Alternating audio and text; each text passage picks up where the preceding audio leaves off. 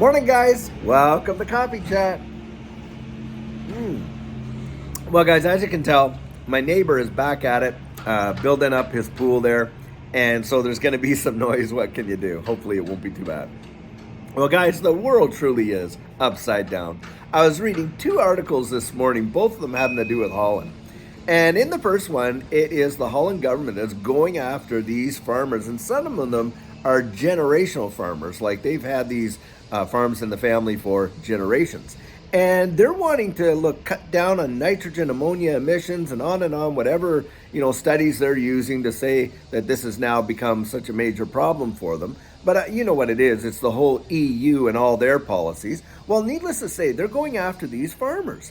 And now what they're trying to pull is they're trying to pull kind of an eminent domain situation, which normally only comes into play when the government needs the land for building roads, highways, schools, that kind of thing. No, they want to go in there and buy up these farms at the lowest appreciated dollar, taking them away from the Dutch farmer and the generational families so that they can bring down these emissions and meet, all these EU standards.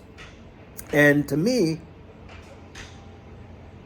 it is absolutely ridiculous. Now, the other issue is they have a huge migration problem, like a lot of European countries do, and of course, like America does, and whatever. And they are literally, this one takes the cake.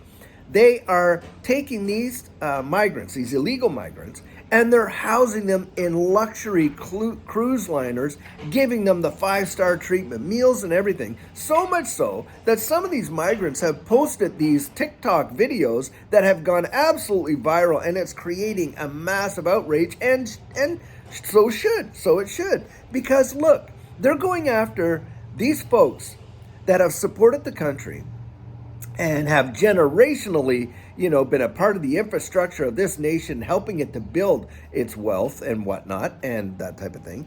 And yet these illegal migrants, who most of them guys are between 24 and 30 years old young men. They are not women and small children.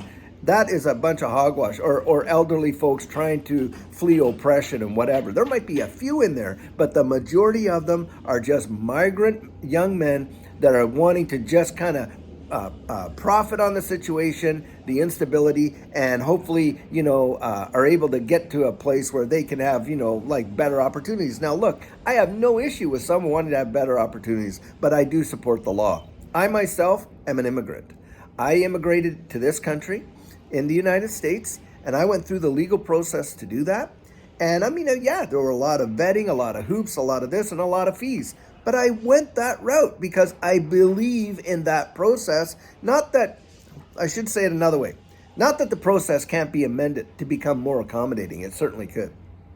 But I believe in doing things, by the book, do the legal way. This whole sneaking into the country, and then once you've snuck in and broke the law, and you present yourself to the authorities, they pat you on the back, tap you on the head, and say, oh, hey, I'll tell you what, here's a credit card, here's a cell phone, hey, here's a place to live, here's luxury accommodation, and on and on and on. And by the way, we're actually not only going to feed and clothe you, we're going to give you a stipend so that you can, have a few $100 every month for, it's just ridiculous. And the cost is then transferred onto citizens of the country who have been supporting the country for years. It just doesn't make sense. Now, let me take a sip of this coffee and kind of slow down.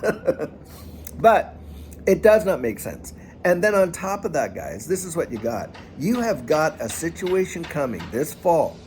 And starting in October here, you're going to start seeing a big thing where literally majority of Europe is struggling with resources. They don't have enough resources.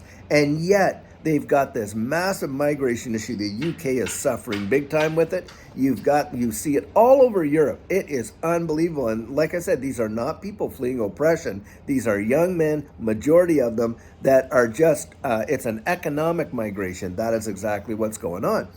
And I was reading that people in Poland are literally starting to burn trash to heat their homes. So instead of that trash going to landfill or what, they're actually saving their trash and they're burning it in their fireplaces to stay heated. This is crazy. These sanctions against Russia completely have backfired. And the ones that are genuinely suffering, hey, it's not Russia, it's Europe. And of course, now the rhetoric is being all pumped up that, look, we're like, how many seconds to midnight on the nuclear war clock.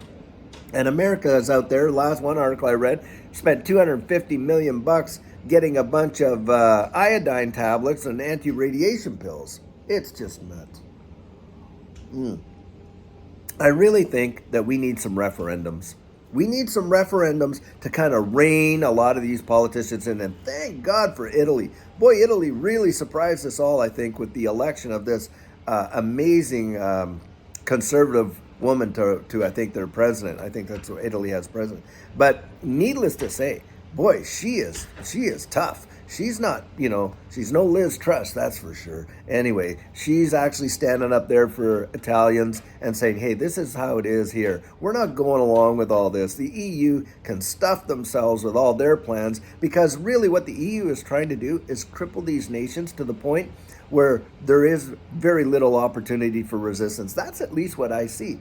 Now, you can, you might have a different view, and that's okay. Hey, look, if you have an opinion on this, drop that down in the comments. I really want to hear it, and especially from folks living over there and in some of these communities that have had absolutely no choice but to house in their hotels and in their schools and in their things, all these migrant workers that by and large, realistically do not necessarily need to be there because they weren't suffering any serious oppression from where they're coming from.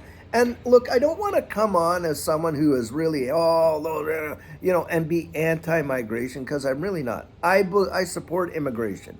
And I support people actually going out there and trying to better themselves, better their families and all that. Hey, look, that's how America was built on migrants by immigration. But I do believe that there needs to be some real standards and there should be rules. Now, if those rules need to be more accommodating, then hey, advocate for a change. But don't just support this, open the floodgates and let anybody and everybody in. And I'm sure there's a few nefarious folks. Look at all the crimes that have happened.